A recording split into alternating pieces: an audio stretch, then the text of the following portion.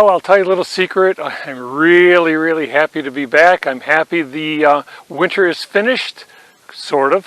Happy that we got a really nice warm day, and I'm extra happy that I've got a couple of cherry logs I'm going to mill. I did a video recently about felling them, or the tree, and I've got two logs here. They're both 8 feet long, and the third log is still back in the woods, which I'm going to get when the weather's a little bit better and there's not so much snow.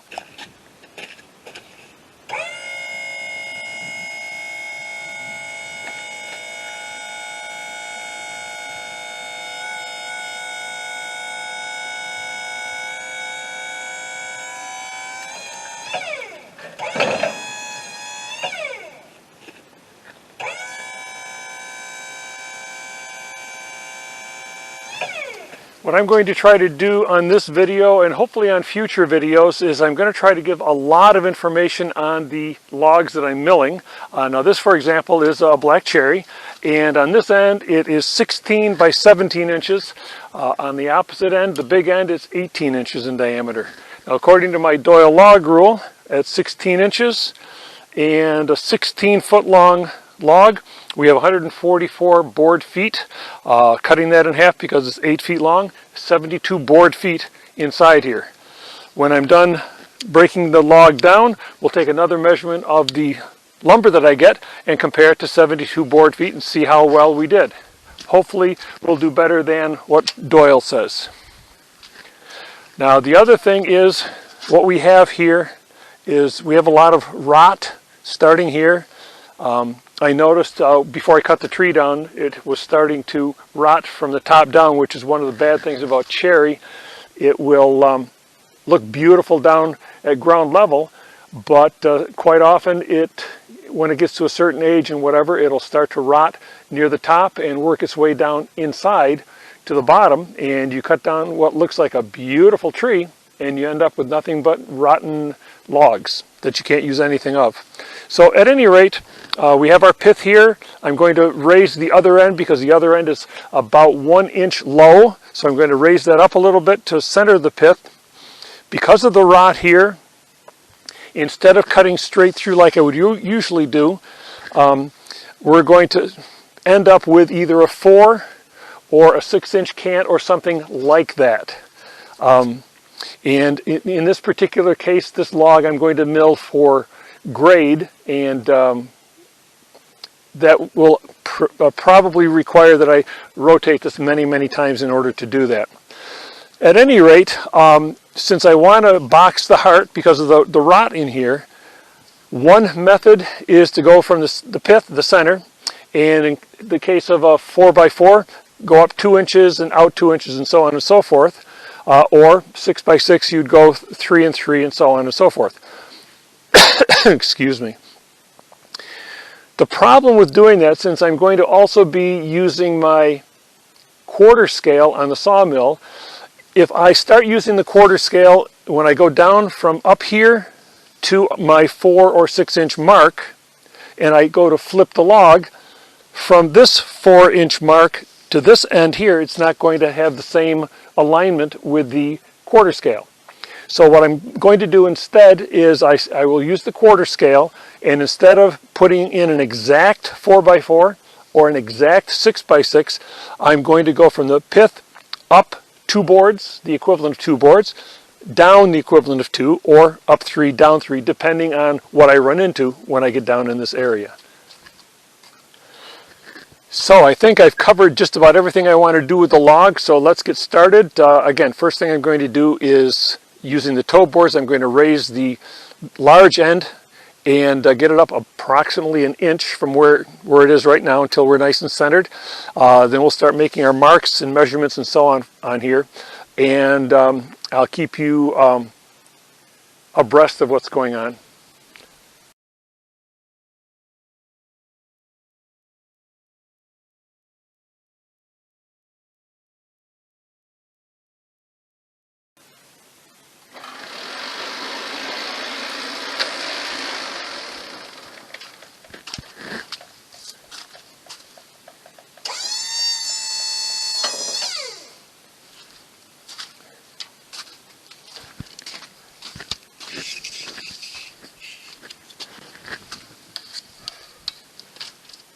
You've got about 11 inches there.